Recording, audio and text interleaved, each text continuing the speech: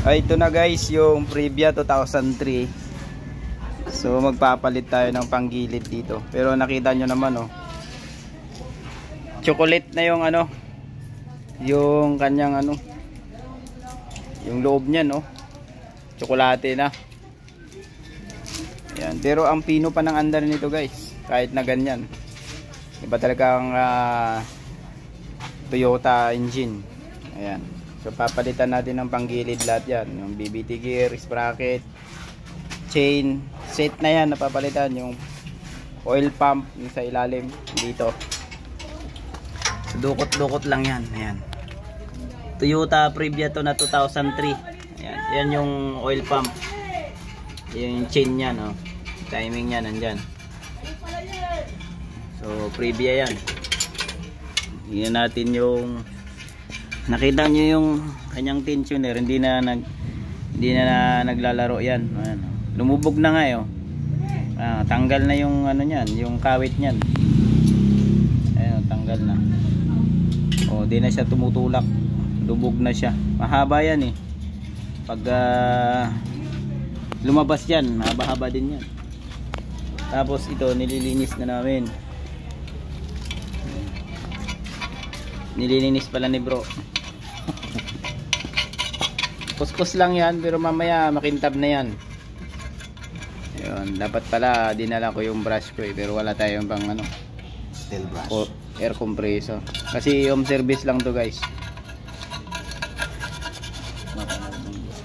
Home service. Yan. Yan lang naman gagawin natin. O, kasi ang problema nito guys, hard starting. Inakailang ikot na yung makina bago mi-start. So yun nga,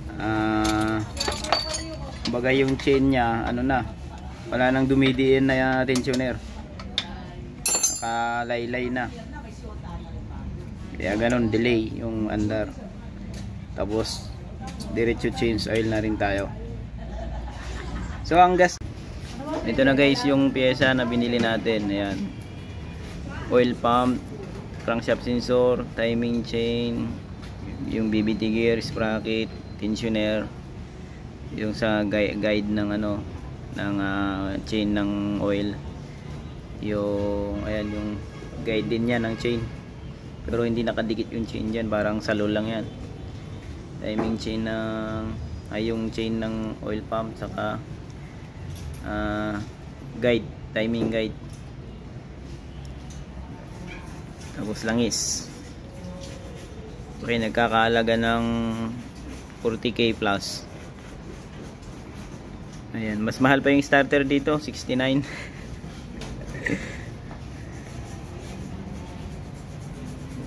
Puro genuine ang kinuha natin kasi pang loob. Hindi tayo pwedeng mag replacement kapag sa loob, kasi pag pumbalpak abala. So ayan na guys, kinabit na natin yung sprocket, BBT gear. Ayan, pag naglalagay ka ng timing chain, para maitapat mo yung timing mark, gamit ka lang ng ganito.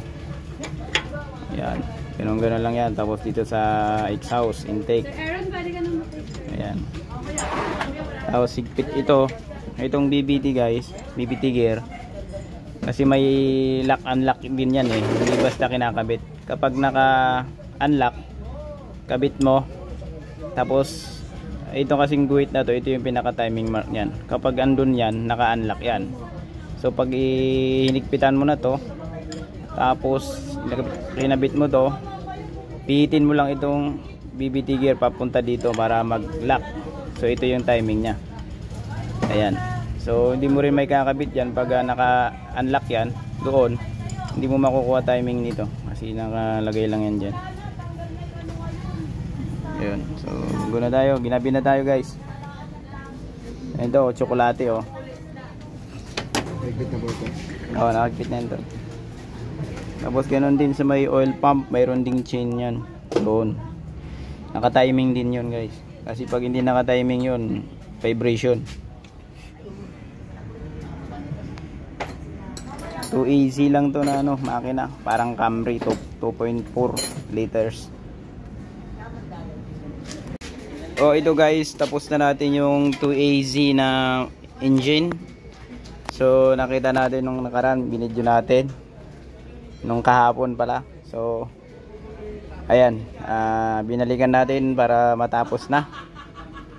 Kasi ginabi kami kakain daw ng piyesa. So yun.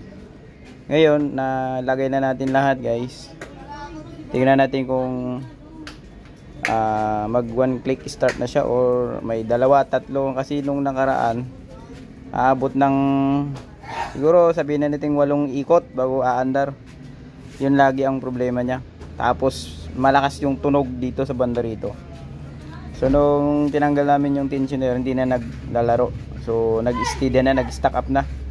Patay na kumbaga. So yan, i-start natin ngayon. Tingnan natin kung okay na ba.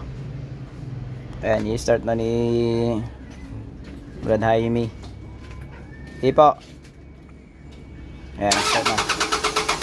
Oh, lubat. Ayan, start naman. Kaso lubat. Sige, start bro.